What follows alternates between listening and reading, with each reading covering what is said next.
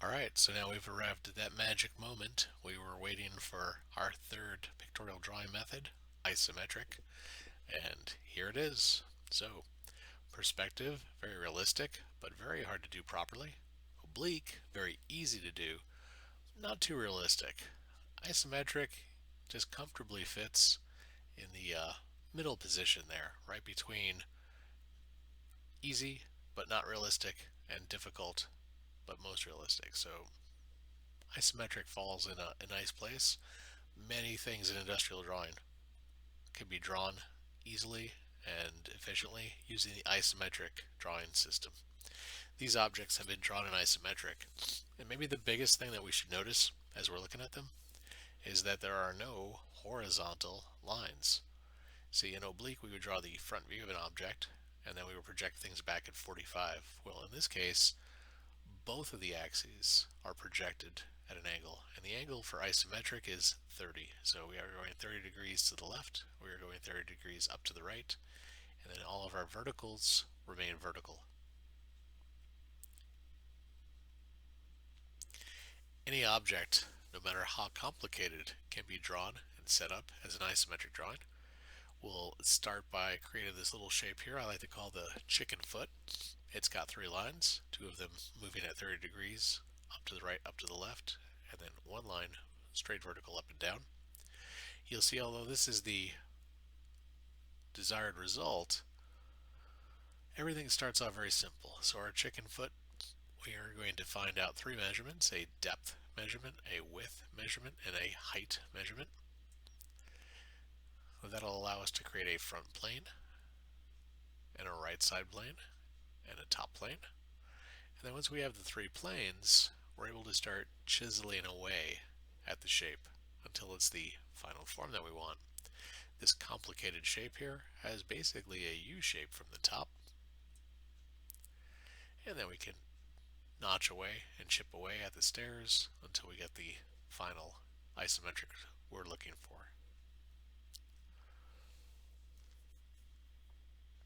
Isometric means something. Isometric means equal measure.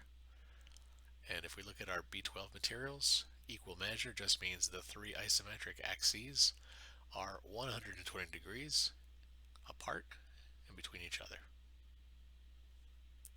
To draw our earlier drawings in isometric, we're going to switch our polar to 30 degrees.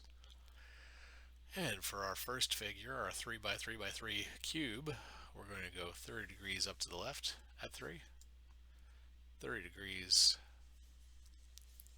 straight up at 3, and 30 degrees up to the right at 3. And there's that little chicken foot shape that I was talking about. We'll use the economy of the copy command to copy the edges on the bottom up to the top. We can copy this edge here, back and back. And then finally we'll add our last two lines. If you're slick, you could do a little mirror of the front two lines, and that'll get us our cube in isometric. So now the object is not so distorted looking like an oblique.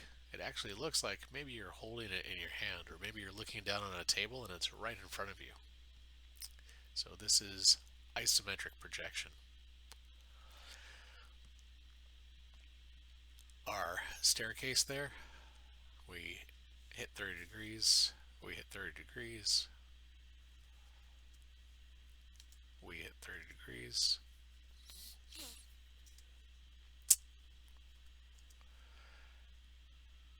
And you might be thinking, hey, that's not the shape that we're trying to get. So what I tell students is you got a couple of options with isometric. You can either draw everything as a block. Think of yourself like Michelangelo, and I'm going to give you a block of marble, and you're going to start chipping away at it until it's the final form you want.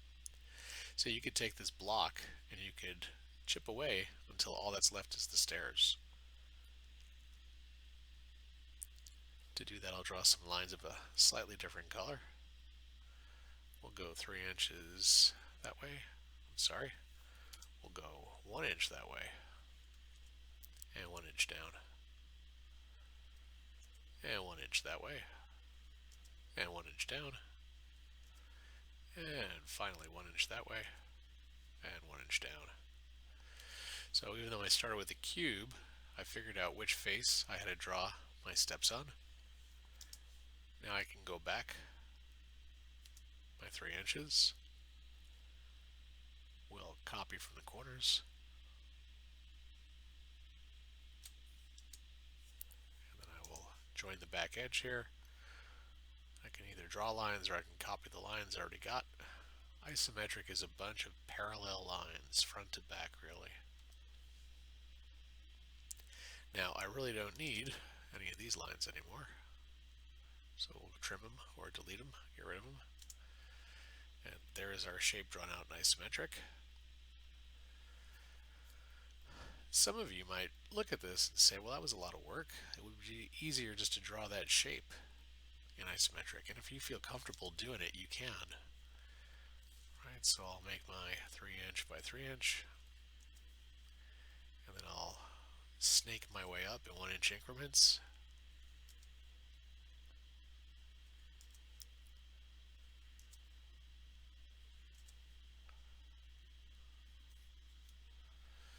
I'll make my 3 inches up to the right of 30. And then we will copy the elements we need from the front edge to the back edge. And we'll copy as many of these edges as we need to finish it off.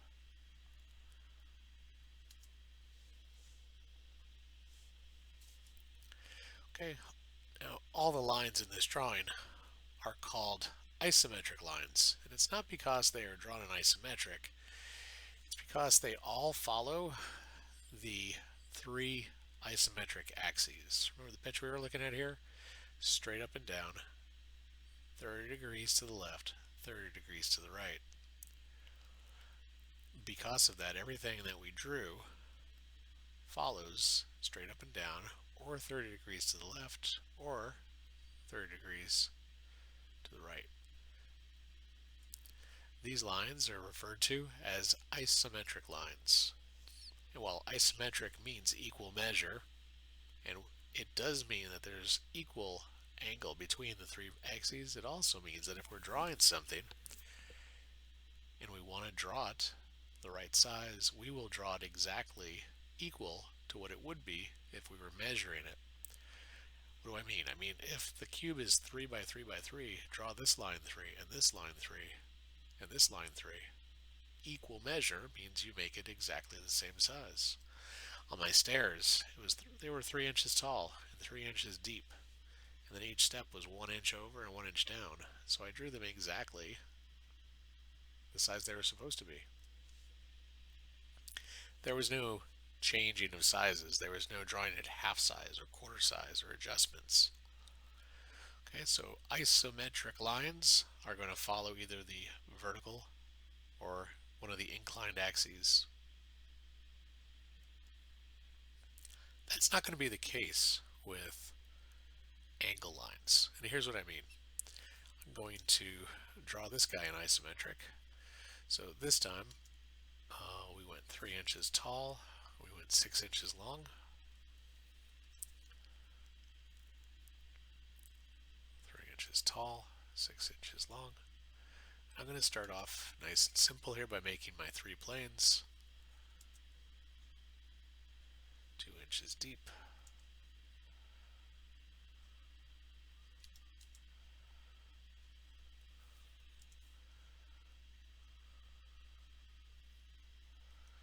Okay, and in order to create the slope, what I need to know is how high is the rise and how long is the run. And then to create the angle, what I'm going to do is I'm going to connect the dots. I connect the top of the the top of the rise to the end of the run. Now I'm going to tell you, this angle here, right now, does not match this angle here. You can't go in there and measure it, figure out what ratio there is between one of these and the other. This is a 27-degree angle.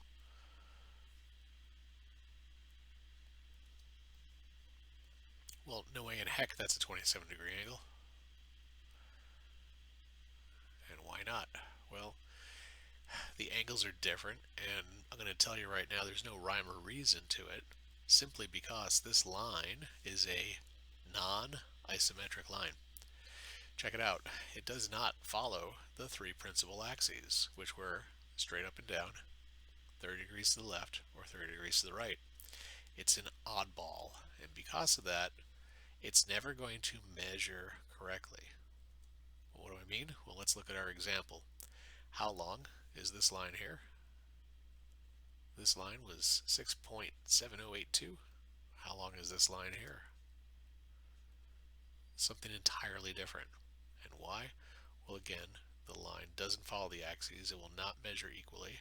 It is a non-isometric line. And if you look back at your B12 course pack, you see a little explanation of how that works.